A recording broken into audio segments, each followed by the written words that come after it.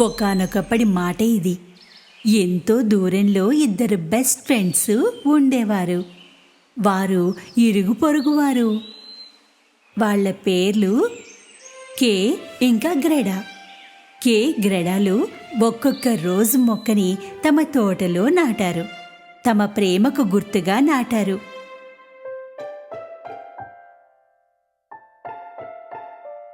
ఆ రోజెస్ తమతో పాటు పెరుగుతాయి. శీతాకాలం వచ్చేసింది. అన్ని వైపులా మంచు కురుస్తోంది. అదే సమయంలో నాన్నమ్మ నుండి భలే కథలు వినే అవకాశం వచ్చింది. ఈ చలి మంచు ఎక్కడి నుండి వస్తాయి? ఎంతో దూరం నుండి. నాన్నమ్మ ఇలా చెప్పి తన కథని మొదలుపెట్టింది. ఒక దేశం ఉండేది. అన్ని వైపులా మంచే మంచు.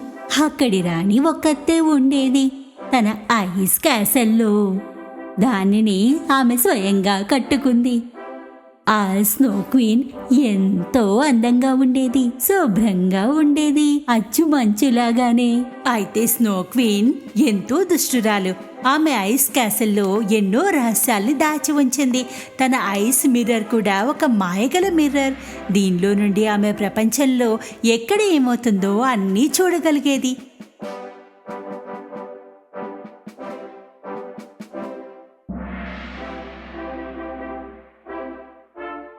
అప్పుడు గ్రెడాకు స్నో క్వీన్ తనని కిటికీలో నుండి చూస్తోందని అనిపించింది. కే నానమ్మ చూడు, స్నో క్వీన్ కిటికీ దగ్గర. చలితో బాధపడుతూ ఏదో పిల్ల ఉంటుందిలే. నానమ్మ, స్నో క్వీన్ ఇక్కడికి రాగలదా? అది రాని వెంటనే దాన్ని చిమ్నీలో వేసేస్తా. మొత్తం కారి నీళ్ళైపోతుంది వాటర్ క్వీన్. తన ఐసీ మిర్రర్లో స్నో క్వీన్ చూసింది. వీడు ఏం మాట్లాడుతున్నాడు అన్నది. నువ్వు నన్ను చిమ్నీలో వేస్తావా? వాటర్ క్వీన్ గా చేస్తావా? నా స్పార్కిల్స్ వెళ్ళండి. నా శక్తితో వాడిని వెతకండి. వాడి గుండె కళ్ళు నాకు కావాలి. అతని చూపులో పూర్తిగా చెడుని నింపేశాయి. మనసు నిండా ఉన్న ప్రేమని తీసి పడేయి.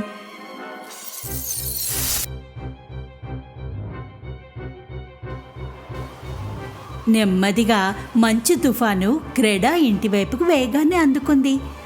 ఐస్ పాకిల్స్ ఆ వైపే వెడుతున్నాయి. బయట ఏం జరుగుతుందో చూడటానికి కే కిటికీ తెరిచింది. కానీ ఆలస్యం అయిపోయింది. ఓ, నా కళ్ళల్లో ఏదో కుచ్చింది. అయ్యో, నా హృదయంలో కూడా కుచ్చింది. అప్పుడే ఐస్ పాకిల్స్ స్నో క్వీన్ పనిని ముగించాయి. అతని కళ్ళకు గుండెకు గాయం కలిగింది. ఇక కే మారిపోయాడు. గ్రెడా అడిగింది ఏమైంది అని. కానీ జవాబుగా అరిచాడు. ఏమీ కాలేదు, బాగానే ఉన్నా, బాధ పెట్టకు నన్ను. ఇదే మొదటిసారి కే అరిచి మాట్లాడింది. గ్రెడా కూడా తెలియలేదు ఎందుకిలా ప్రవర్తిస్తున్నాడు అన్నది. కే గ్రెడాతో బాధించేలాగా మాట్లాడుతున్నాడు. తన స్లే తీస్తున్నప్పుడు కూడా గ్రెడా అడిగింది ఎక్కడికి వెడుతున్నావని. మళ్ళీ గట్టిగా మరిచి మాట్లాడాడు. స్లే పై కూర్చుని వెళ్ళిపోయాడు. గ్రెడా అతన్ని చేరుకోలేకపోయింది. అకస్మాత్తుగా అతని ఎదురుగా స్నో క్వీన్ వచ్చింది.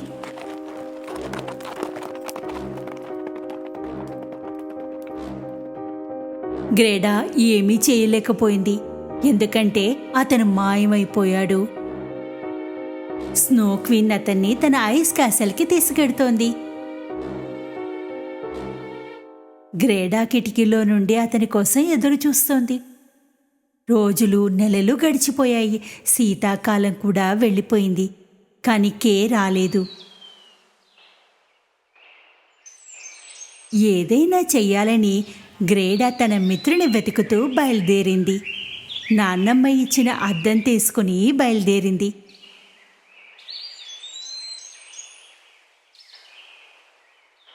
ధైర్యవంతురాలైన గ్రెడా దారిలో అందర్నీ అడిగింది వారెవరైనా కేని చూశారా అని. నడుస్తూ వెడుతూ ఒక నదిని చేరుకుంది. చుట్టుపక్కల ఎవరూ ఆమెకు కనిపించలేదు కే గురించి చెప్పడానికి. ఆమె నదిని అడిగింది, కానీ ఏ జవాబు రాలేదు. అంతలో సింక్రో వచ్చింది. అదంది, చెరువు దగ్గర ఉంది నీకోసం సమాధానం, కానేదో బహుమతి ఇవ్వాలి కదా. గ్రెడా తన ఫేవరెట్ నెక్లెస్ తీసి నదికి గిఫ్ట్గా ఇచ్చేసింది. అప్పుడే ఏదో వింత జరిగింది. ఒక బోటు వచ్చింది. గ్రెడా అనుకుంది నదికి తన గిఫ్ట్ నచ్చిందని, దానికి రిటర్న్ గిఫ్ట్గా ఇచ్చిందని. ఆమె ఎక్కగానే బోట్ దానంతట అదే నడిచింది. బోటు నది ఒడ్డున ఆగింది. అక్కడ ఒక సీక్రెట్ గార్డెన్ ఉంది. అందులో పూలున్నాయి. రంగురంగులతో ఎంతో అందమైన గార్డెన్ అది. ఆమె అంతకు ముందెప్పుడూ చూడలేదు. అయితే ఏదో తేడా ఉంది. ఈ పూలలో సువాసన లేదు.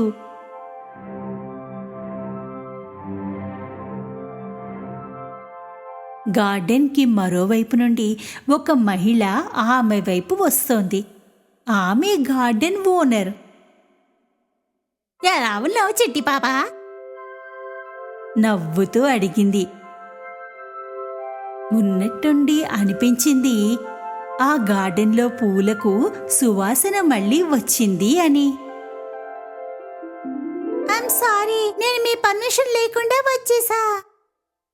మరేం పర్వాలేదు తల్లి, నువ్వు రావడం మంచిదే అయింది. ఎన్నో ఏళ్లుగా నా గార్డెన్కి ఎవ్వరూ రాలేదు. నువ్వు ఒక్కదానివే ఇక్కడ ఏం చేస్తున్నావు? గ్రెడా చెప్పింది తన మిత్రుడు కేని వెతుకుతున్నానని. అయితే ఆమె చెప్పింది గ్రెడా రాకముందు ఎన్నో ఏళ్ల నుండి ఎవరినీ చూడలేదని. అలా అయితే నేను వెనక్కి ఇప్పుడే వెళ్ళిపోవాలి. నేను కేని త్వరగా పట్టుకోవాలి. ఫ్లవర్ లేడీ ఆమె వెళ్ళడం ఇష్టపడలేదు. అందువల్ల ఒక అబద్ధం చెప్పింది. ఏం పేరు చెప్పావు? బహుశా నేను అతను చూశాననుకుంటా. గ్రెడా అంతా చెప్పింది. ఫ్లవర్ లేడీ స్నో క్వీన్ అన్న మాట వినగానే గట్టిగా అరిచింది. Snow queen? దాని పేరు కూడా చెప్పకు. ఆమె వల్లే నా పూల సువాసన కాస్త పోయింది. ఉన్నట్టుండి ఆమెకు గ్రెడాకు జడ వేయాలని అనుకుంది. గ్రెడాకు తెలియలేదు ఆమె ఎందుకంతా పట్టుపట్టిందో. గ్రెడాకు తెలియలేదు ఆ దువ్వెనలో జాదూ ఉందని. ఆ దువ్వెన వల్ల గ్రెడా అంతా మర్చిపోయింది. కేవలం సంతోషాలే గుర్తున్నాయి. ఫ్లవర్ లేడీ చెడ్డది కాదు. ఆమె మంచి ఉద్దేశంతోనే చేసింది. నిద్ర నుండి లేవగానే గ్రెడాకు ఏమీ గుర్తులేదు. ఆమె ఇక్కడికి ఎలా వచ్చింది, ఎందుకు వచ్చింది ఏమీ గుర్తులేదు. ఆమెకి 2 గులాబీలు కనిపించాయి ఫ్లవర్ మ్యాన్ చేతుల్లో. అంతే, ఏదో గుర్తుకు రాసాగింది. ప్రేమ ఎదుట ఎలాంటి మాయలు చెల్లవు. ఆమెకి తెలియలేదు ఎంతసేపు అక్కడి నుండి నిద్రపోయిందో. అయితే ఆమెకు అన్నీ గుర్తొచ్చాయి. ఆమె మళ్ళీ నదివైపుకు వెళ్ళింది. బోట్ అక్కడే ఉంది, కానీ ఎక్కడికి వెళ్లాలో తెలియలేదు. అప్పుడే ఒక క్రో ఆమె వద్దకు వచ్చింది. అది ఏదో చెప్పాలని ప్రయత్నిస్తోంది. గ్రెడా దాని వెనకాలే వెళ్ళింది. ఆమె చేరుకుంది ఐసీసీ వద్దకు. అక్కడ ఉన్న పైరట్ షిప్ పై క్రో కూర్చుండిపోయింది. గ్రెడా నెమ్మదిగా ఆ షిప్ ని చేరుకుంది. అంటే ఈ షిప్ లో స్నో క్వీన్ క్యాసల్ ని చేరుకుంటానా? ఉన్నట్టుండి కొంతమంది పైరెట్స్ అక్కడికి వచ్చారు. వారిలో ఒక పైరెట్ గ్రెడాతో మాట్లాడాడు. మేం వెడుతున్న చోటుకే నువ్వు రావాలి. ఇక మేము ఎక్కడికి వెళ్ళం మరి. అదే సమయంలో స్నో క్వీన్ కే తన గతాన్ని మర్చిపోయేలాగా చేయడానికి ప్రయత్నిస్తోంది. చాలా వరకు మర్చిపోయాడు, కానీ గ్రెడా ఆలోచనలు అలా లేవు.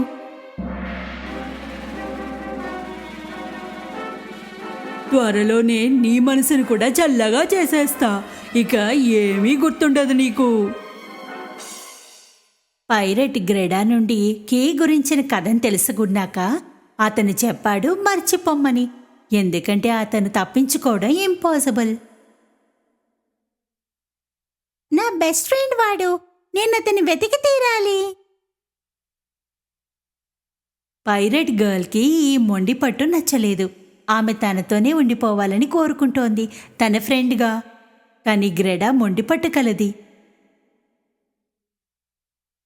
నేను వాడిని కాపాడుతాను.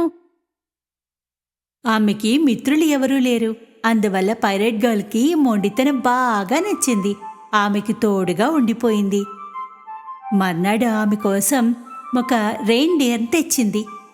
ఇది పోరస్ కింగ్డమ్లో ఫాస్టెస్ట్ రెయిన్డియర్. ఇది గ్రెడాకు దారి చూపుతుంది.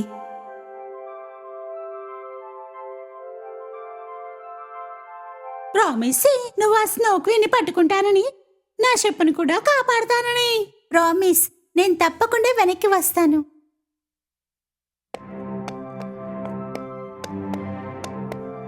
గ్రెడా రెయిన్డియర్పై వెడుతోంది. ముందు ఆమె తెలుసుకోవాలి స్నోక్వీన్ని ఓడించేది ఎలా అన్నది. రెయిన్డియర్ ఆమెకి ఇది కూడా చెప్పాలి. చాలా దూరం వెళ్ళాక ఆమె నార్త్ పోల్ని చేరుకుంది. అక్కడ ఆమెకి ఒక ఓల్డ్ మ్యాన్ దొరికాడు. అయితే నీవా అద్దాన్ని పలగొట్టావు కదా?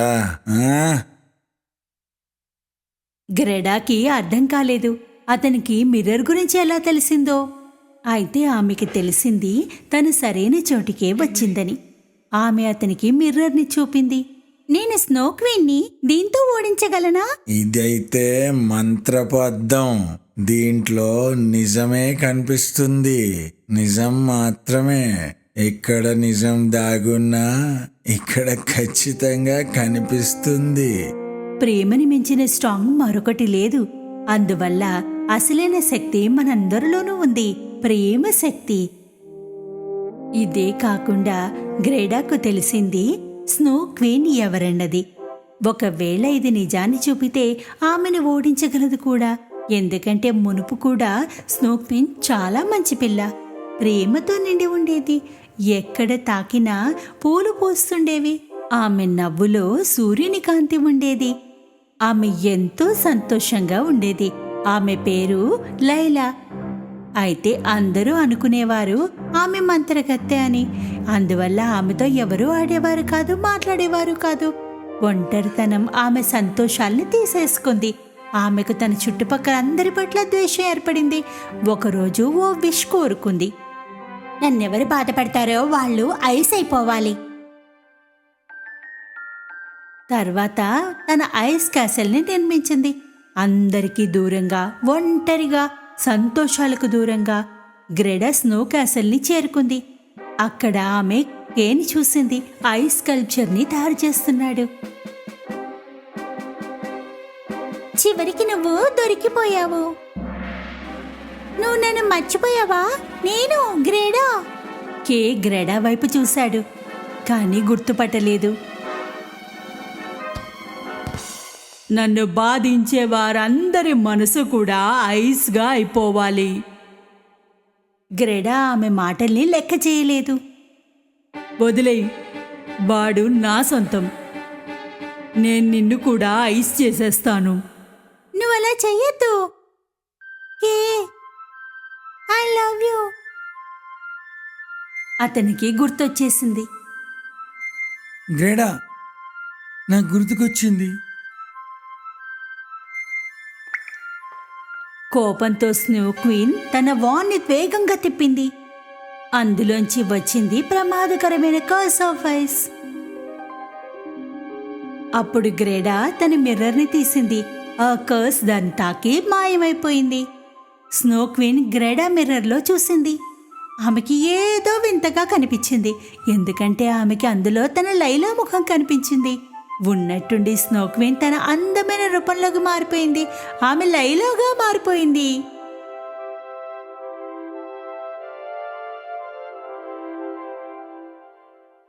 Thank you very much. నేనెవరన్నది నాకు తెలిసింది. మళ్ళీ స్వేచ్ఛగా అయిపోయాను. Bye bye. కే గ్రెడా ఒకరిని ఒకరు చూసుకుని నవ్వుకున్నారు. ఇప్పుడు వారు ఎప్పటిలాగా కలిసి ఉంటారు. కలిసి పెద్దవుతారు, వారి పెరటిలో ఉన్న రోజెస్ లాగా.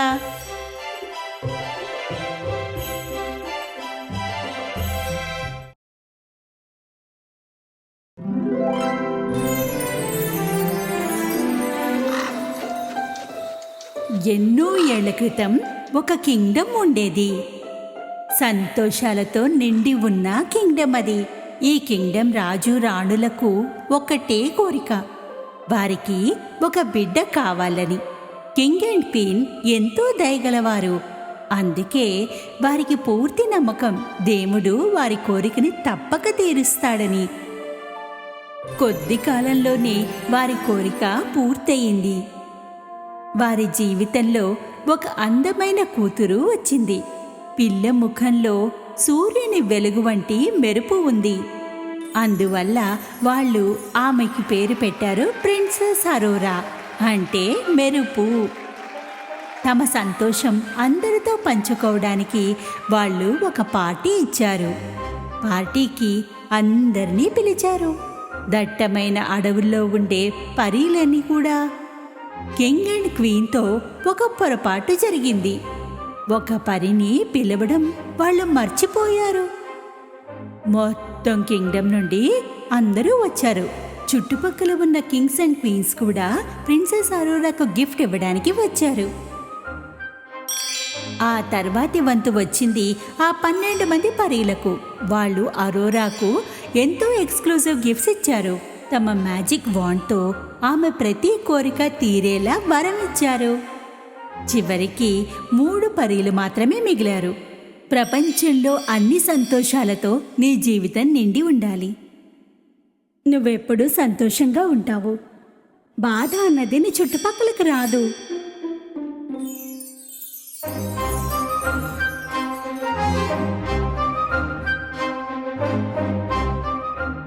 చివరి పరి వంతు రాగానే ఏదో వింత జరిగింది. అన్ని వైపుల నుండి పచ్చని రంగు వ్యాపిస్తోంది.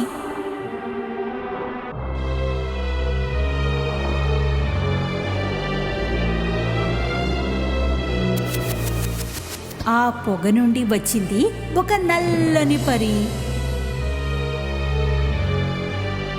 కింగ్ అనుకున్నాడు, ఈ సెలబ్రేషన్స్ ఆపింది ఎవరు అని.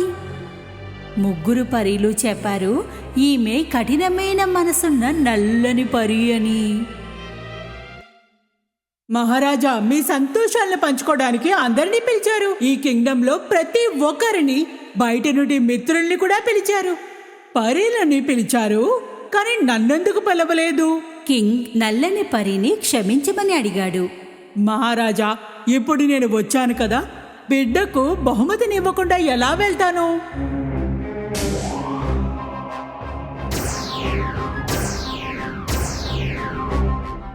రాజకుమారి జీవితంలో సంతోషాలు నిండి ఉంటాయి, డబ్బు ఉంటుంది.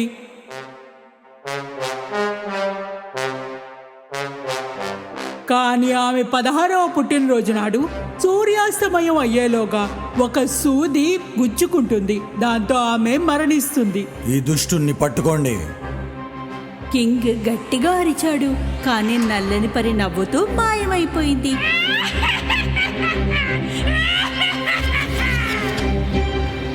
ఇంకా చివరి పరి తన గిఫ్ట్ని ఇవ్వలేదు. ఆమె నల్లని పరి అంత శక్తివంతురాలు కాదు, గాని తన బ్లెస్సింగ్స్తో నల్లని పరి శాపాన్ని తగ్గించగలదు. నేను నల్లని పరి శాపాన్ని తొలగించలేను, కానీ దాని ప్రభావాన్ని తగ్గించగలను. రాజకుమారి మరణించదు, కానీ సూది గుచ్చుకోగానే ఆమె గాఢ నిద్రలోకి జారుకుంటుంది. ఎప్పటి వరకు నిద్రపోతుందంటే తనను ప్రేమించేవారు నుదుటిపైన ముద్దు పెట్టుకునే వరకు. రాజు ఈ శాపం నుండి తప్పించుకోవడానికి ఒక ఆజ్ఞ చేశాడు, సూది లేదా అలాంటి పదునైనవి ఏవైనా నాశనం చేయమని.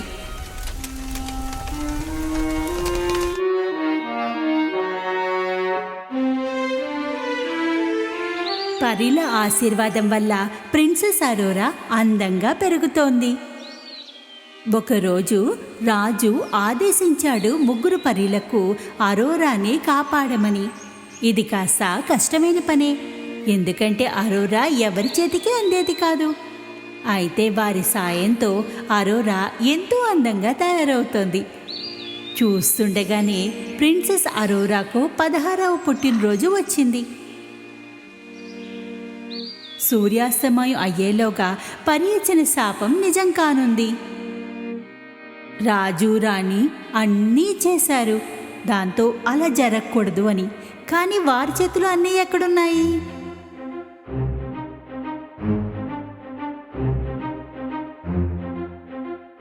వారు ప్రిన్సెస్ని ఒక గదిలో బంధించారు. ఆమె మంచి కోసమని. అరోరాకి కారణం తెలియదు. ఆమెకు చాలా బాధగా అనిపించింది.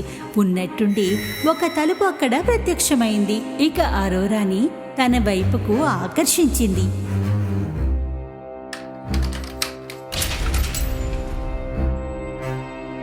తలుపు తెరుచుకుంది. ఆ మార్గం గుండా లోపలికి నడిచింది. ఆమెకి కనిపించింది ఒక స్త్రీ కుట్టు పని చేస్తూ ఉంది. అంతే వేగంలో అరోరా ఆ సూది వైపు తన చేతిని చాచింది. సూర్యాస్తమయం కాగానే నల్లని పరి ఇచ్చిన శాపం నిజమైంది. ఇక అరోరా చెయ్యి సూది మీద పడింది. అక్కడికక్కడే స్పృహ తప్పి పడిపోయింది. గాఢ నిద్రలోకి.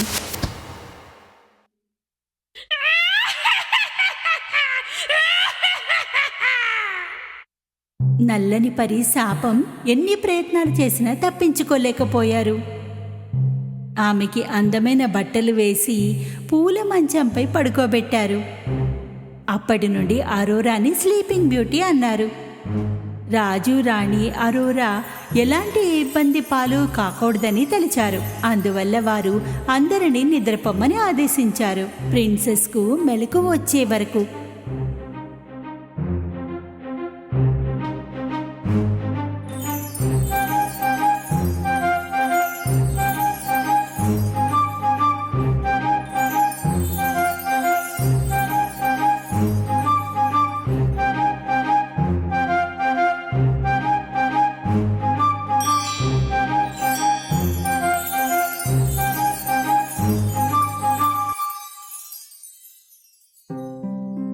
వంద ఏళ్లు గడిచిపోయాయి.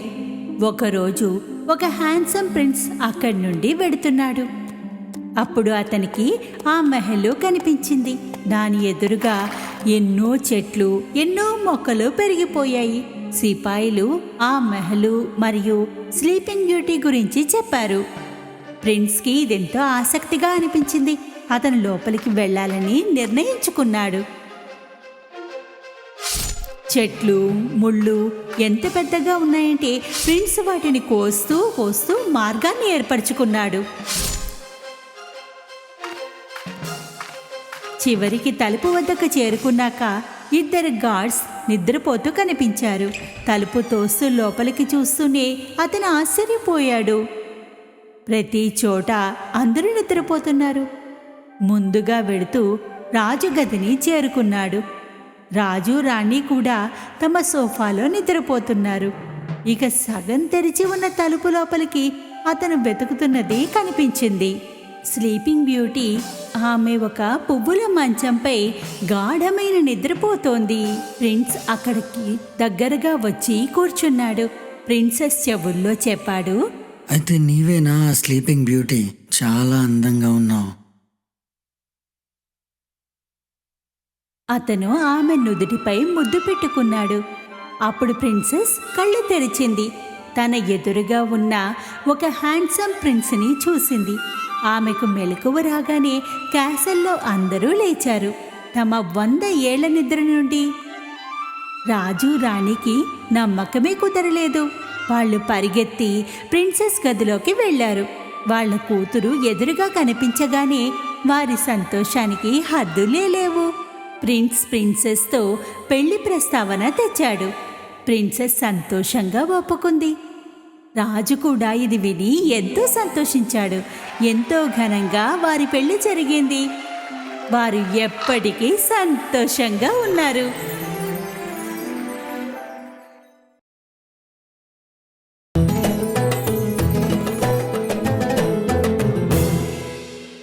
ఎన్నో ఏళ్ల క్రితం జరిగిన కథ మారుమూల ఉన్న పేదవాడు కాని మనసు పెద్దది. అతని పేరు అలావుద్దీన్. అతను తన తల్లితో కలిసి ఉండేవాడు. ఎంతో కష్టమైన పనిని కూడా చేసేవాడు. దాంతో ఇల్లు నడిచేది. ఒకరోజున బజారులో అరటిపళ్ళ వ్యాపారం చేయడానికి వచ్చాడు. అనుకోకుండా ఒక వ్యక్తిని కలిశాడు. అతని గడ్డం చాలా పెద్దగా ఉంది, మనిషి ఎత్తుగా ఉన్నాడు. చేతిలో బంగారు నాణాన్ని చూపిస్తూ ఇలా అన్నాడు. ఏ అబ్బాయ్, నేను మీ నాన్న చిన్నప్పటి స్నేహితుణ్ణి. నా దగ్గర ఈ బంగారు నాణాలున్నాయి. నీకు కావాలనా ఇవి? బంగారు నాణాలా? నేను జీవితాంతం అరటి పండ్లు అమ్ముకున్నా ఇంత సంపాదించలేను. ఆ వ్యక్తి అలావుద్దీన్ని ఒక రాయి కింద ఉన్న లోయలోకి వెళ్ళమని చెప్పాడు. తను ఎలా చెప్తే అలా చెయ్యమని అన్నాడు. అలావుద్దీన్కి ఈ పని చాలా సులువుగా అనిపించింది. 2 చేతులతో ఆ రాయిని కదిపాడు. లోపల గుహ ఉండడం గమనించాడు. చిన్ని చిన్ని అడుగులు వేస్తూ లోపలికి వెళ్ళసాగాడు. అలా నెమ్మదిగా మెట్లు దిగుతూ కిందకి వెళ్ళాడు. కిందకి చేరుకోగానే అక్కడ ఒక చిమ్నీ వెలుగుతూ ఉండడాన్ని గమనించాడు. ఆశ్చర్యపోయాడు అక్కడున్న ఖజానాని చూసి. వజ్రాలు, ముత్యాలు, బంగారం, ఇంకెన్నో. ఆశ్చర్యంగా వీటన్నిటినీ చూస్తున్న అలావుద్దీన్కు గట్టిగా ఒక స్వరం వినిపించింది. అక్కడొక పాత దీపం ఉంటుంది. అది ఆర్పేసి ఆ దీపాన్ని వెంటనే నా దగ్గరికి తీసుకురా. అలావుద్దీన్కు ఆశ్చర్యంగా అనిపించింది. ఇంత సొమ్ము ఇక్కడ ఉంచుకుని అతను ఎందుకు చిమ్నీ కోసం ఆరాటపడుతున్నాడు? చిమ్నీ అంత విలువైనదా? అలావుద్దీన్కు భయమేసింది. అలావుద్దీన్ చిమ్నీని తీసుకుని మెట్లు పైకి ఎక్కసాగాడు. అంతలోనే ఆ వ్యక్తి అరవసాగాడు. తొందరగా వచ్చి దీపాన్నిచ్చేయ్. అలావుద్దీన్కు విషయమేమిటో అర్థం కాలేదు. మొదలు నేను బయటకొస్తా. నీవు ఆ దీపాన్ని ఇవ్వకపోతే నిన్ను ఈ లోయలోనే మూసేస్తా. అప్పుడు అలావుద్దీన్కి అర్థమైంది అతని ఉద్దేశం సరిగా లేదని. లేదు, మొదలు నేను బయటకు రావాలి. అరే పిచ్చోడా, ఇక నీ సంగతి చెప్తా. అయ్యో ఆగు, నన్ను మూయకు. ఆ వ్యక్తి రాయిని గుహకు అడ్డంగా పెట్టి మూసేశాడు. అయితే అతని ఉంగరం జారి పడిపోయింది. అది అలావుద్దీన్ కాళ్ల వద్దకొచ్చి పడింది. అతను దాన్ని తీసుకున్నాడు, వేలికి పెట్టుకున్నాడు. అలా పెట్టుకోగానే అక్కడి వాతావరణం మారిపోయింది. వేలి నుండి పెద్ద జీనీ వచ్చాడు. భయంతో అలావుద్దీన్ వణికిపోయాడు. కోరుకో, ఏం కావాలో కోరుకో, కానీ నీవు మరచిపోకు, నీ దగ్గరున్నవి 3 కోరికలు మాత్రమే. నాకింటికి వెళ్ళాలని ఉంది. సరే అబ్బాయి. రెప్పపాటులో అలావుద్దీన్ ఇంటికి చేరుకున్నాడు.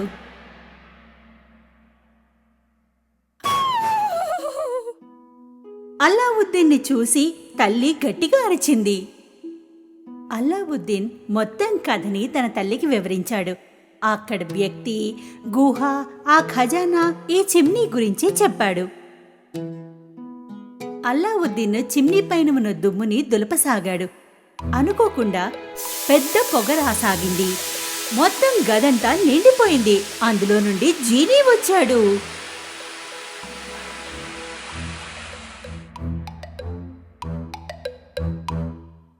భలా భలా, 100 సంవత్సరాల నుండి ఈ దీపంలోనే ఉన్నాను. నీవు నన్ను బయటకు తీశావు. కోరుకో మహాశయ, కోరుకో. ఏం కోరుకుంటావో కోరుకో. ఈ కొత్త చిక్కి ఏమిటబ్బా అని ఆశ్చర్యంతో ఉండిపోయారు.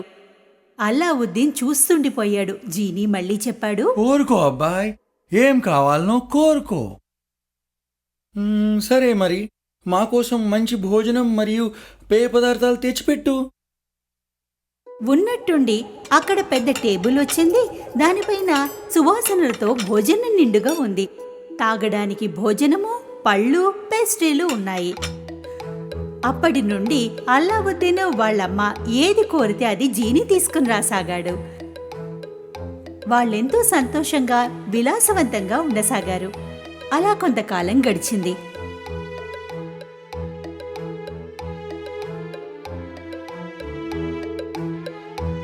ఒక రోజున బజారుకి వెళ్ళినప్పుడు ఒక పల్లకి కనిపించింది. ఆ పల్లకీలో బాదుషా కూతురు ప్రిన్సెస్ జాస్మిన్ ఉంది.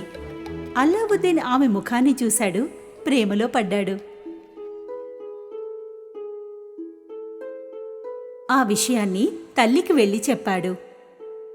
తల్లి జీనీని పిలిచి ఒక బస్తా నిండుగా బంగారాన్నిమ్మంది. దాన్ని తీసుకుని రాజమహల్కు వెళ్ళింది. అక్కడ సిపాయిలు ఆ బస్తాని బాదుషా వరకు అందించారు. బాదుషా సంతోషంతో ఆమెని కలవాలనుకున్నాడు. తల్లి తన కొడుకు ప్రేమ గురించి వివరించింది. అల్లావుద్దీన్ ధనవంతుడిగా రుజువు చేసుకోమని బాదుషా కోరాడు.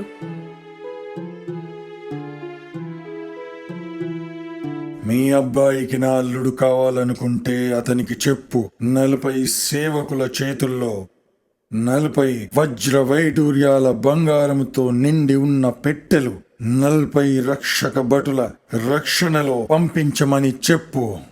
ఇది విన్న అల్లావుద్దీన్ తల్లి ఉదాసీనంగా ఇంటిని చేరుకుంది. ఇవన్నీ జీనీ వల్ల సాధ్యం కాదని అనుకుంది. అల్లావుద్దీన్ చిమ్నీ నుండి జీనీని మళ్లీ పిలిచాడు.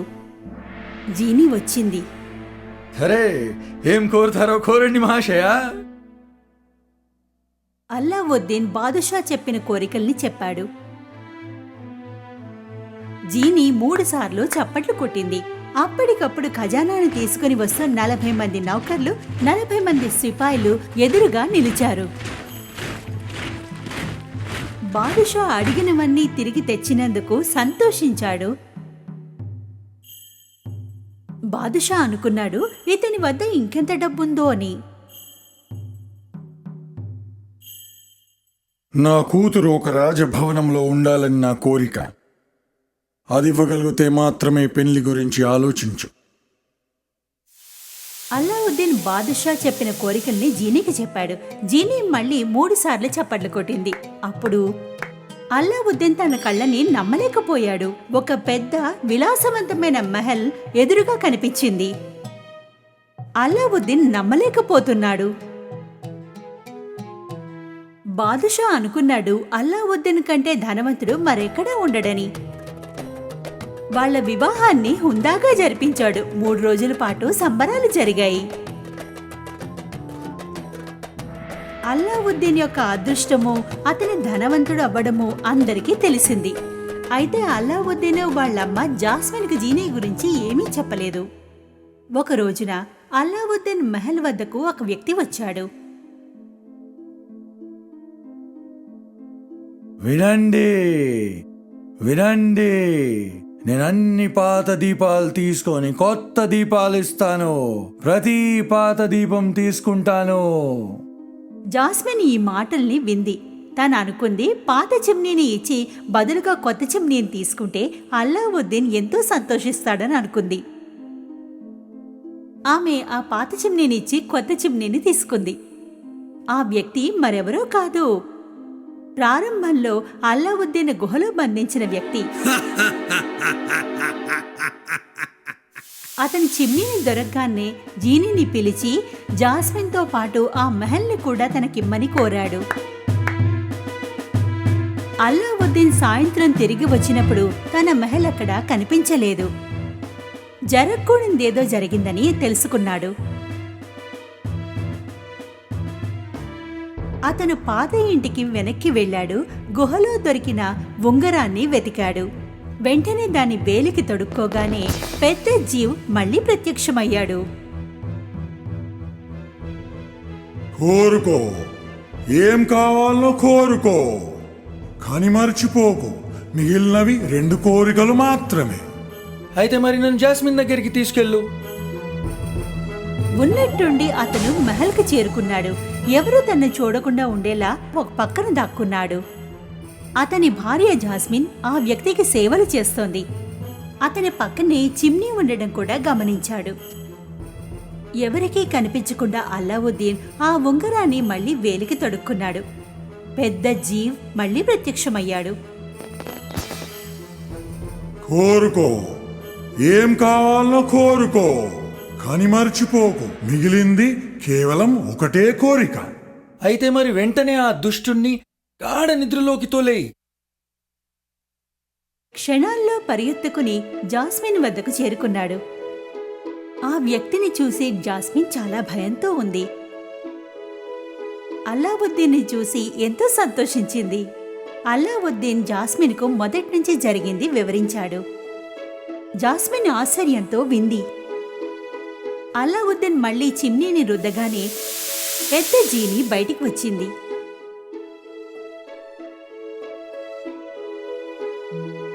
సరే, ఏం కోరుతారో కోరండి మహాశయ. మరీ దుష్టుణ్ణి మీరిప్పుడు ఎంత దూరం పంపించాలంటే మళ్ళీ మా జీవితంలో ఎన్నడూ కనిపించకూడదు. ఆ వ్యక్తి ఉన్నట్టుండి మాయమైపోయాడు. అల్లావుద్దీన్ జీనీకి తన మహల్ని యథాస్థితికి ఉంచమని చెప్పాడు. మహల్ ఆకాశంలో ఎగురుకుంటూ ముందర ఉన్న చోటికే వచ్చి చేరింది. అలా చేరగానే అల్లావుద్దీన్ వాళ్ళ అమ్మ దగ్గరికి వెళ్ళాడు. అల్లావుద్దీన్ మళ్ళీ తన తల్లి దగ్గరికి చేరుకున్నాడు. తల్లితో జాస్మిన్తో కలిసి సంతోషంగా జీవించసాగాడు.